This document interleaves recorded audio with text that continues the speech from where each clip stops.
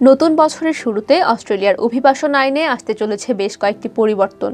Corona ভাইরাসের প্রভাবে গেল 2021 সালের অভিবাসনে আসা বিভিন্ন পরিবর্তন ছিল উত্থান পতনের।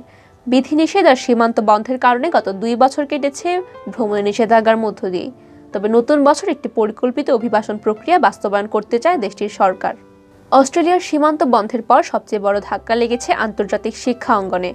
সরকারি তথ্য বলছে, সাম্প্রতিক সময়ে সীমান্ত খোলার পর প্রায় 43,000 শিক্ষার্থী অস্ট্রেলিয়ায় প্রবেশ করলেও প্রবেশের অপেক্ষায় আছেন প্রায় 1,50,000 বিদেশি শিক্ষার্থী।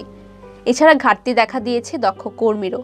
দক্ষ কর্মীর ভিসায় অস্ট্রেলিয়ায় এসেছেন মাত্র 8,000 জন, আর ওয়ার্কিং হলিডে ভিসায় 22,000 জনের ভিসা মঞ্জুর হয়েছে।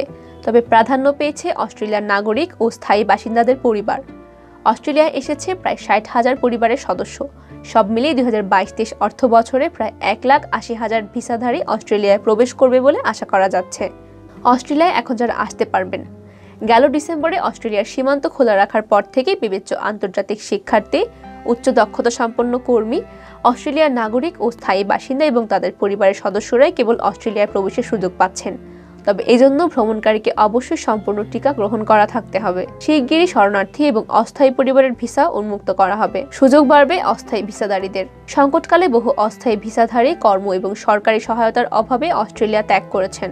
তাই অস্থায়ী ভিসায় বাকি যারা থেকে গেছেন তাদের সহজে স্থায়ী বাসিন্দাদের ভিসা দেওয়ার একটা সুযোগের কথা রয়েছে অভিবাসন বিভাগের পক্ষ থেকে।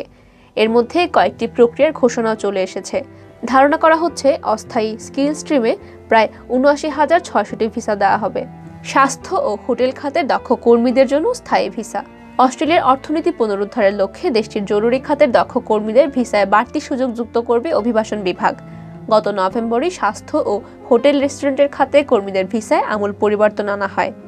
এর মধ্যে ছিল যারা এই খাতে 2020 সাল থেকে অস্ট্রেলিয়ায় কাজ করছিলেন, তারা স্থায়ী বাসিন্দাদের জন্য আবেদন করতে পারবেন।